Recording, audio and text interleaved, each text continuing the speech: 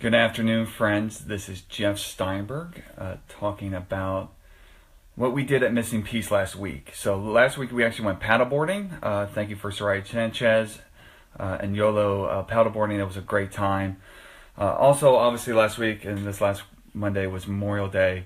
So I took the reins from Katie and I gave my Memorial Day speech. Just a quick reminder before I go into that. This summer is the summer of serving, so we're not going to be meeting every week. I think we're meeting next is June 11th at the Neptune Approach in Ormond Beach for a beach cleanup.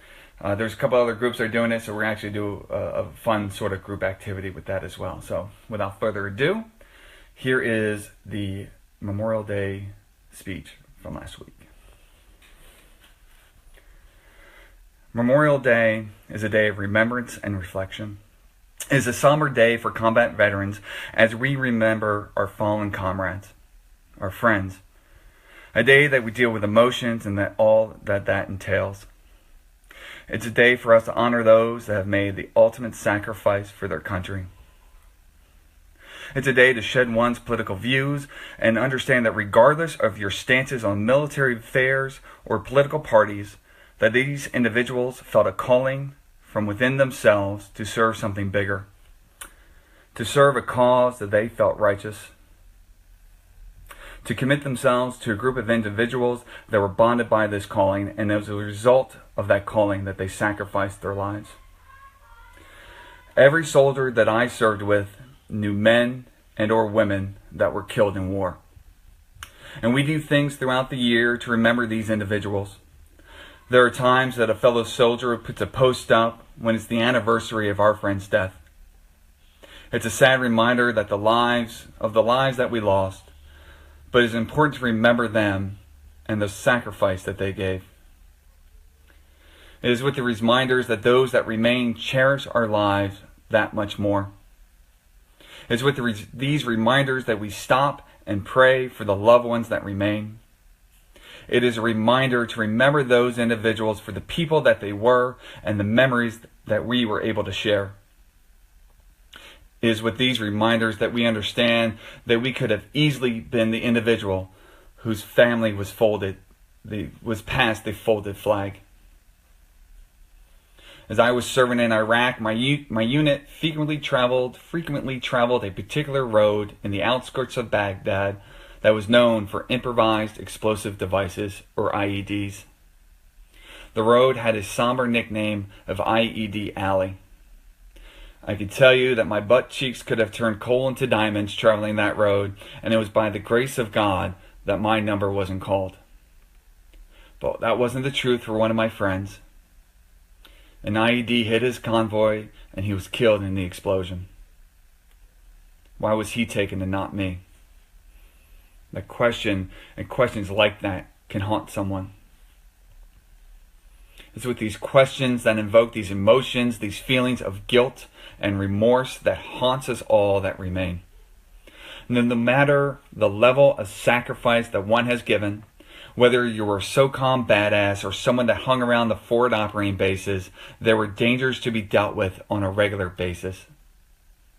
I recall being relocated to a base in Zafrania, Iraq, where they were just hit by lob bombs. This is when a truck pulls up to a base and just starts lobbing over the fence artillery-sized bombs.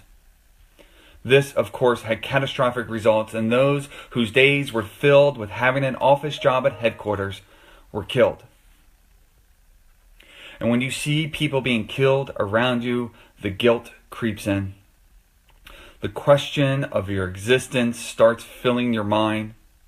I still deal with guilt because there are times where I feel that I didn't give it all, that I could have sacrificed more, that I could have worked harder to ensure the safety of those around me, and I could have taken more serious their calls for help.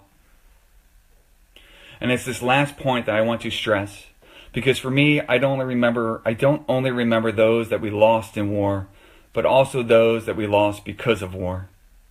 I have, unfortunately, known quite a few that can no longer fight the demon of war. And tragically, my old battalion just recently experienced another loss of this type. My prayers are with him, his family, and my brothers and sisters that served with him. Brothers and sisters, we must remain connected so that we may be there for each other.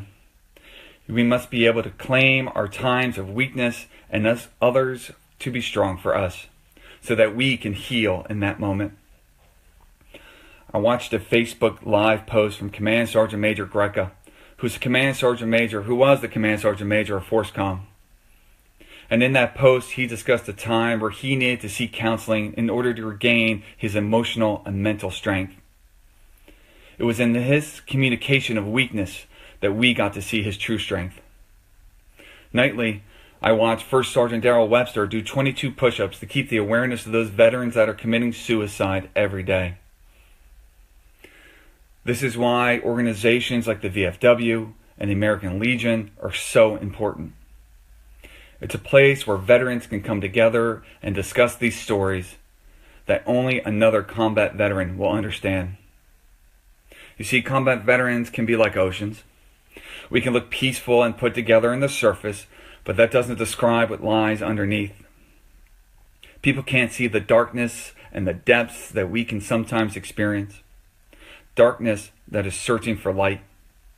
And there are, so regrettably, combat vets that never find the light. These vets turn to alcohol, drugs, and sometimes suicide to try to find comfort in the darkness and wind up only extinguishing their light. I want to share with you what is said when passing a folded American flag to the next of kin, to a wife, a husband, a mother, or a father. I want to share it with you because a vast majority of you are fortunate enough to have never heard it and most likely will never have to hear it. On behalf of the President of the United States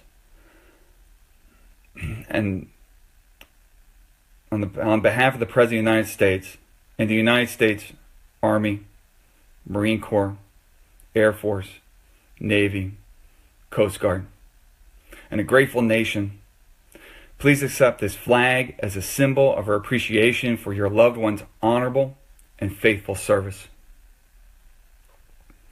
Having said these words to loved ones myself, I can tell you that they do very little to ease the pain.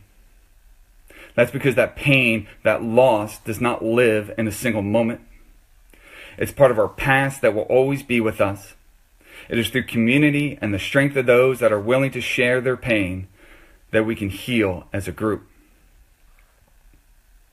I always say the same prayer every Memorial Day. I pray for those that we lost.